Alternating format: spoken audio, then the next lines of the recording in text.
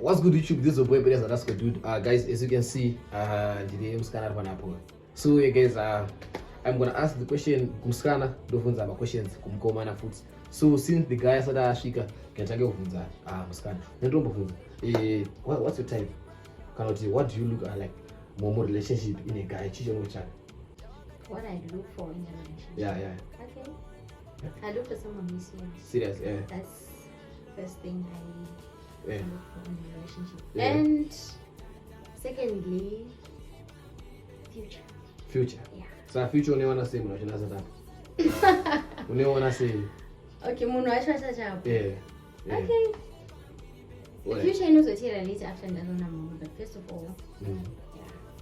Okay. So you my specs up aungatarisire pamunhu unoda na specs oda kuonayo kuti describe like unoda zvigiant here super here zvimagumbo zvimaskadi zvazva magum trees and stuff like description yangira sei. Okay. The type of guy I would want. Someone who's tall. Someone who's tall. Not thin, not too fat, and as well someone who's handsome. But there's no handsome men. Warume they just look the same. A person who puts okay, he looks better than others. Wow. Okay, guys, I think you've heard from the side of Scar. So now, while we're still waiting for the guy, grab your popcorns. Grab your popcorns, Nana, because it's gonna be a banger. It's gonna be something else. Tell me down in the comment section if you want more of this, and they're gonna keep on coming. This is our first show, and more shows to come, more shows to pull up. So now, let's hear the side of the guy. Dango. Hey, I don't know if you guys can see me clearly, but yeah, man, I'm here with the Pullman, Mr. Pullman. So you guys we out here, we outside at the Siamskana Mkati. So we'll face my question inside of Mkati. So Shamar, what do you look for? Muskana, you know that Muskana get us. Ndongo dawo mskana ngori mpoa kango mskana ngoluko unesa kango nako ani moyo wakanaka moyo ndongo ona sei manje iye mwa chonso do mwana not like moyo wakanaka taurisa unakunzwe not like moyo wakanaka nolachi I'm trying to say to do muna ngori bo like anongo fitana noni ku pachimiro anafara ngakaita sei pachimiro yeah na pachimiro amukura umnani ngati chiko body normal wangu ngori normal yeah body normal. Okay. So guys, so ndara mutaza kuona mnakaita sei mutasa kuona muno ayo muchazo ndara mkati. So guys, thank you for watching. Now what we're gonna be doing now is we're going inside and so channel is a blindfold kumskana. We will come outside and do a blindfold and I'll explain what's going to be happening in the first. So as I explained to you, what's going to be happening is first stage. You get to know each other. Like that my question that I say I'm going to simbu. Even go funzana. So you physically, how do you look? Wakata say pashimiro stuff. Mchasana ngurananga. The second round, you have to know each other kuti kadishi. Second round makufunzana makutora bachenji. So you know gara kopi. Unoita nezvei this and that. Waize. And then third round ndipo mcha decide kuti muda kutsola napanga pamuromo kana varoko kana kuagana kana kubata machinche muiri pati muiri. And then fourth round ndipo mcha decide blindfold.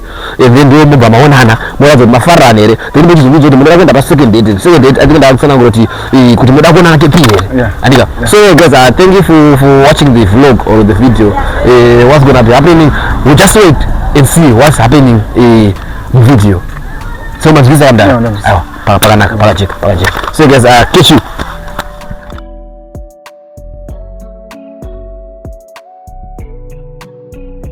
What's good, YouTube? This is your boy Perez Alaska. Welcome back to my YouTube channel, guys. It's another day, another banger. As you can see today, I'm hosting our first guest on this program, blind dating. So guys, what's gonna be happening in today's video is Taisaba now on a blind date, and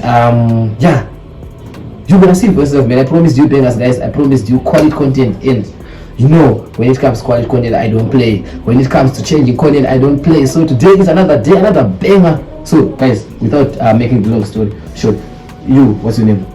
My name is Rutendo, and I stay in stay in Tafara. And you, what's your name? Yeah, hello guys, I'm Edsa Makara. I stay in Maubra, Princess Margaret. Okay. As you see, guys, now combine Maubra and Tafara reporting live here from Harare. I stay in CBD, by the way. So guys, what's gonna be happening to this video is first stage, are you gonna know each other physically, like what I say, what you show that, what you wish, and then the second round we're gonna be asking like questions like we're gonna have a conversation. So we will know I'm scanner, what I'm gonna say this and that, like there's nothing deep, and like what I'm gonna say, blah blah blah. And then third round you're gonna be asking a deep question like what's the board count, what's happened in your last relationship and stuff, and then fourth round that's where you're gonna see each other, and then you decide if you wanna go on a blind on a second date. So yeah, let's get into the first stage. Talk mutaurise musaka pano pamba few it woma kana always ndikudira. So you're gonna have a conversation. So let's start having a conversation. How do you do? I'm a tall guy. Okay. Yeah, that's the only thing that I can tell you. When it comes about skin, in fact, I'm a yellow boy. Go on a yellow boy. I'm still games the children too. The children are fathers too, guys. So I'm a yellow boy. I don't know what about you. Okay. I'm actually a short girl. So short. Shorty. Shorty naturally. I'm not fat, and I'm not yellow bone. At the same time, I'm not too dark. Do you want to tell me I'm Japanese? Une ganda, rambuya ne anda, noda da ne utema. Yes, so Yes. So yeah. To sano. Okay, so I'm gonna ask you. You kumkomana una Esamo. Unoda muskana akaita sei? Chibora here, chikwambo here, like zvakamira sei? Unoda munhu akaita sei? Yeah, Rosen. Okay. Inini ndoda munhu. Inini I'm a guy who say I'm kind of James. Tuna ni wakanaka. So in my dream is to have muskana ni wakanaka unini asina usi. Yeah, munango ni moyo wakanaka unini. Okay. Yeah, that's my dream. And when it comes about complexion, yeah, ndoda muskana. In fact, ndakatongodzidza kuti muskana mese mutsvuku yanzvadzi yangu. So Hey, ba. Yeah. Muskana satsvuku yanzvadzi muskana yangu. mese mutsvuku yanzvadzi yangu. So ndoda muskana Mutema. Chocolate, so that you will combine skin. to combine skin. Once we So go, yeah. Yeah, I do understand. yeah. Kuyo. Okay, Nini, I like tall guys. Marefu. Charefu. Vakare. Eh. And vasina kuwanda, Mhm. vasina kusimbisa. Mamo, varipaka nepakati. Varipaka nepakati. And complexion, it doesn't matter. Chiro mkaradi. Yeah. Oh. Yeah. Okay. Yeah, complexion ain't a bad. Aina diri. Ain't a bad. I think guys we have heard it for yourself. Kuti uyu anoda mutema uyu anoda mutsvuku zvina basa complexion. Mumwe anotanda pakati, mumwe atanda chero ane gumbo wandizvo. Exactly. So hey guys, what's gonna be happening in the next stage is you guys are gonna discuss what did I say by? No, I was listening. Okay, so ndatimi mukutell muvunzana physically how do you look and then mavunzana zvinoda munhu nezvaari kutarisira. Okay, ndobvunzewo kuti chii chaona kuti ma-red flags ero pamusikana chaona kuti musikana handitore chaona kuti ma-red flags rapi Muskana akasimbisa. red flag Red flag. when it comes to behavior When it comes to behavior. chaona kuti red flag hai zvazviti handikandi patini akaita sei? Muskana, let's talk about dressing. Unanotizira muita tauri sei? Yeah, ndoda muskana angodressa muzvinoma. Sendisendi zvakadzira. Zvakadzika muzvidiseni. Saka anominura i red flag. Anominura kwanzi red flag. Ndoda like nangoni tsika. Okay. Anitsika ane unhu. Gogoyo. Okay, in number like a guy. Singachishi. Akaita sei? Andidi mukomana nechezvimadrugs. Ana zvimadrugs. It's a red flag. Yeah. Nechezvimadrugs. Yeah. Mukomana asina respect. Unomuona sei kuti haana respect? Okay, kana wakuzo kana wakuona. Yeah, when we are dating. Yeah. The way he handles shut and how we be communicating. I don't like a guy who is disrespectful. So. Okay. Yeah. So I think by this stage now makuchifunzana kuti iwewe unoita nezvei magoals estaff zvezvauda kuita mulife kana zvauri nezvazvo currently estaff. I think that's the stage amafana kuvhunza. Okay. So what did you do in life? Like now ndiri form 6. Okay. Yeah, ndakamugona kuchikoro saka now ndiri form 6. Did you guys ask each other my ages? You didn't, right? Yeah, that's the stage also. That's the stage. Maybe we can start from there. How old are you, Kunkuma? I'm 24 years. 24. Yeah. Yeah. So how come now you're form 6? Oh, yeah. Yeah. I think that's the same question, Anna. You Yeah. should clarify there. Yeah. Like ndiri munhu ndakamugona kuchikoro. Okay. Because of my family issues. Yeah. Since I wonder, yeah. So now before 6 into sciences. Okay, so you wanted to go further with your studies besides Utakura Nine? Yeah. Okay, so after school, what are you expecting? Like, what do you want to do? Like I want to be engineer. Engineer? Yeah. Mechanic? Okay. Kumo? Makore? Okay, I am actually 23 and 24 this year, and I'm studying management accounting. I'm also a nail technician. Nezanzwara. Oh. Okay, ndio mapivi kuwa. Mama ndikuwa ndio pedicure. Inzara. Yeah. Oh. So mazvinzwira guys, paita panapa paita zvaaccountant na engineer. Ameno panozvarwa chi ameno godumore kana whoever chazvarwa baba. But yeah guys, pane zvinhu zvamuda kuzwa here about uyu tisarera pa next stage. So ungade kuvhunza uyu nezvaungade kuvhunza uyu. Muvhunza netinzwi tisarera pa next stage. Yeah, it's for me a question. Yeah. Yeah. You know this. Yeah, I do. You know this. No, Pinda Roma. Roma. Yeah. My Maria. Wow. What about you? Yeah, I'm doing the Roma. Okay. Saka paita vana kwa Maria vesa. So you guys abachinzwira no question odovhunza. Nah, I don't think so. Why usina question? What do you think according to now, based on now, what only info here so far ungati ungade kuziya pamukoma hizi? Tisatenda kumativi. No, I send any information but I think for now I don't just have a question. You don't have question. And I want to ask after. Okay, yeah, it's allowed. It's allowed. So you guys, the next stage, the first stage, the second stage. The next stage, that's when we're gonna be asking a deeper question, whether it's body count, whether it's body count based. No. Okay, muri two innocent nigga. Body count yatitola nezvayo panapa. Avasi vanhu vakauraya kana vanhu vakaviringana nawo. Tutora bondetikali body count tichiverenga vanhu vamakasangana nawo muimba yemukati.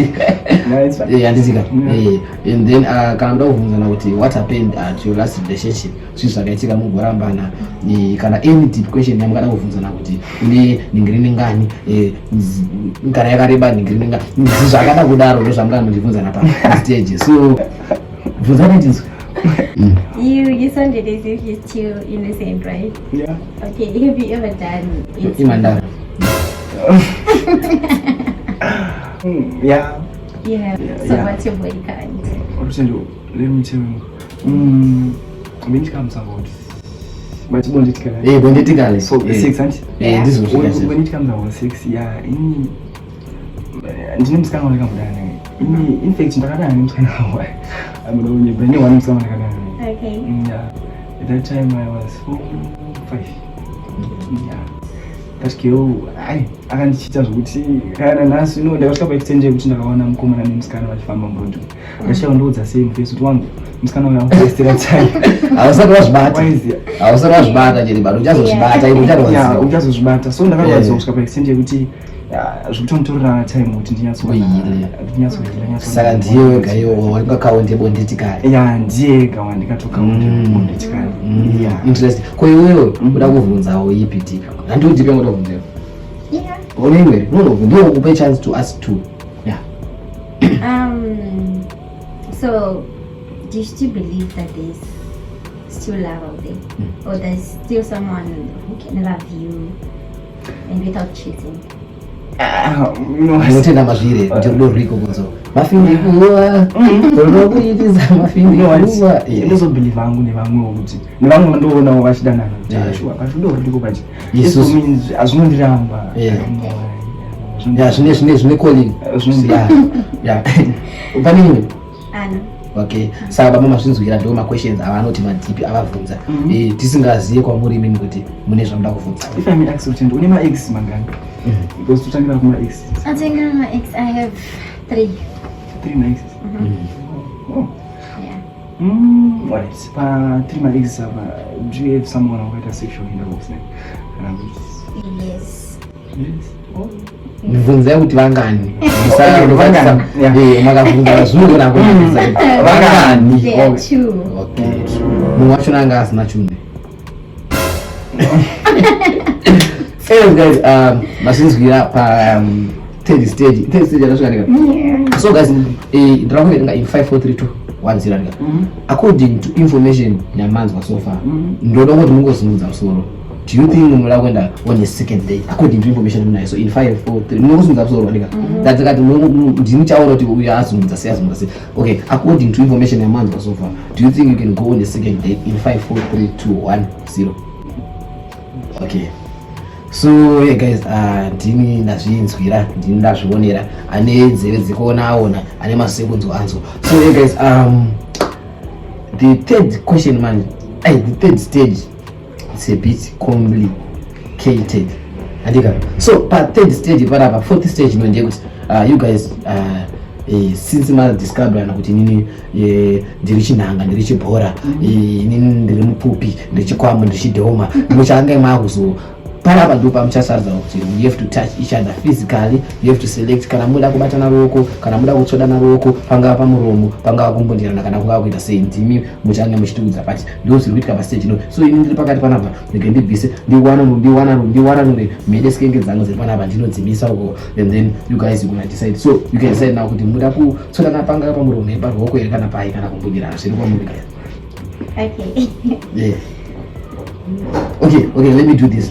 In 5 4 3 2 1 0, you guys, you have to decide if you want to kiss Pango, and then I'll pay 2 more options. Is it supposed to be a kiss or something else? You can select. Okay. Between a kiss between a kiss padama or pamuromo or between a hug. Okay. So do we start with okay, Murashipi. Oh, Murashipi. A hug. A hug. Yeah, I think a kiss. Okay. So now now paita dambudziko. So ndichaita ndida kudecide.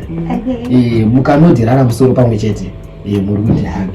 Mukazungudza musoro muri kuti kiss. Andika. So aiwa azvinese. Okay. Ndoita sei apa because paita crisis ka. Alright. Ndauti mugese andika. Ndichasungudza zvigunwe zvangu andika. Muchandizoda sungudza zvigunwe zvingani. Out of alright, muchandizoda sungudza zvigunwe zvingani. Agona iwe ukagona ukujikisa ndika. Ukagona ukuthi haga ndika. So ndasungudza 3. So 2. Okay, zvigunwe zvandasungudza panapa 3. Ndazviona after video andinyepe handitika. So hamino chiwira nekuti pamuromo kana padama enda pakati. Okay. Pai. Okay. So musoro wako bwana. Okay. Iuma. Okay, chizogera kuno. Swera kuno. Okay. Even ndidzoke panapa. Musati maona nazviso handitika. Iwewe ungochiri nebvunzo chanosokudza after I think ndo stage asara kana michinge mazovhura zviso you guys gonna have a conversation and then motaura mochirudza zvakare kuti panoambotipa answer kuti mungade kuenda pasecond date here. So after seeing face mucharudza kuti mungade kuenda pasecond date ndizvo. Okay, so funza question yodobvunza sata taendera mberi. Okay. Watinga wabvunza about my reflection, you never asked kuti unoda musikana akaita sei. Ndafunza ndira. Atafunza but structure wise. then structure wise only wopa hunhu waraiti pahunhu unoona musikana akaita seone magreen flags ndo wife material ndiye weipapo like are you asking kuti ndoda musikana akaita sepahunhu waunoti ndiye wife material inenge yakaita sei tungoti muna infact ndokona kuti munhu anodresa zvakanaka ko pahunhu iphysical mama zvezvepanzi munhu akangonyarara so munhu akanyara iwo unotaurisirwa kana infact handitaurise saka yotaimba yezvimunhu the house of the silent killers. You need to gonna lie to you. I have time. Sometimes I'll be so much talkative and sometimes I'm so quiet. And not putting but I'm just like that. You're just like that. Okay. Yeah. So I'm not nditsaura ndoda munhu kuti ndomnanyara yoda munhu anotaurisa akanyarara ko question ndoda kuvhunza uyu ndiabvunza kuti ko zvaunoona kuti uyu munhu iye husband material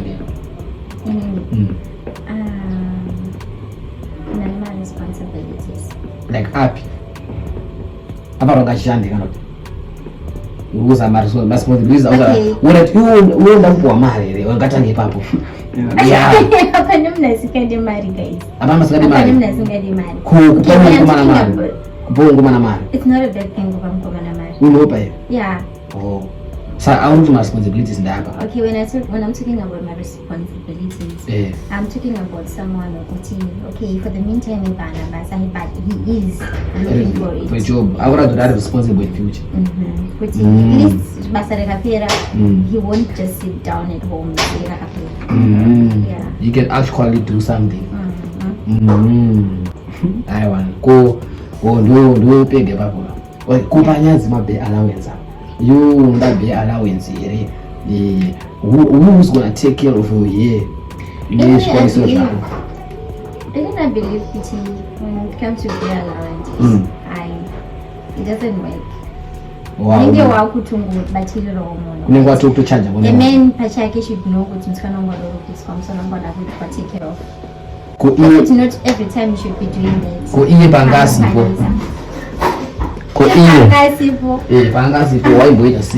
I used to take care of myself. Why can't you just do the same? Why can't he do it? Because I'm now his responsibility. I have been done daddy. So what is your pastor? Yeah. Okay, so who wanna start? Who is that? Shira.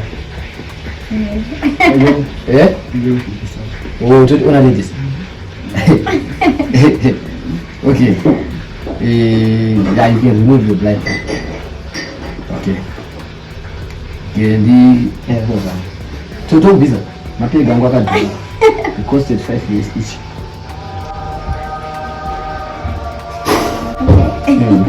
Baba, are you ready to teach me this?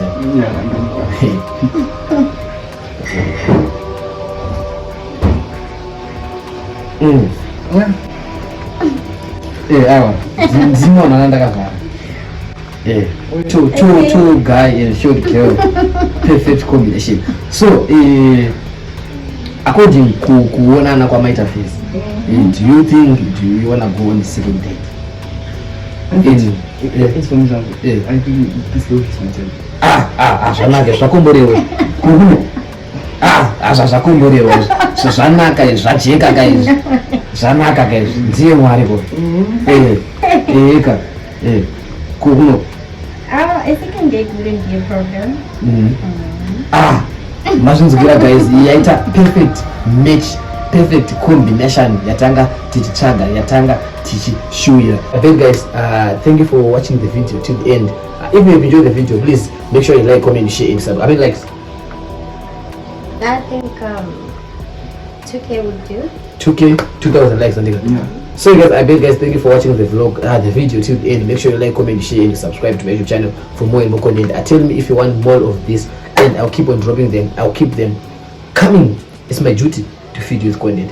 Anyways guys, Facebook, Instagram? No. Don't have avana ihwai dzamwari ini nangu ndinazo. Please don't forget to like, comment, share, subscribe to my YouTube channel. Don't forget to follow me, Praise_Dude, Praise Magara, everywhere on each social media platform. Thank you guys for 10,000 subscribers. I'm hosting a pool part, 10K pool part soon. Changetiriko nemabhadhi achangariko akazara. Peace out.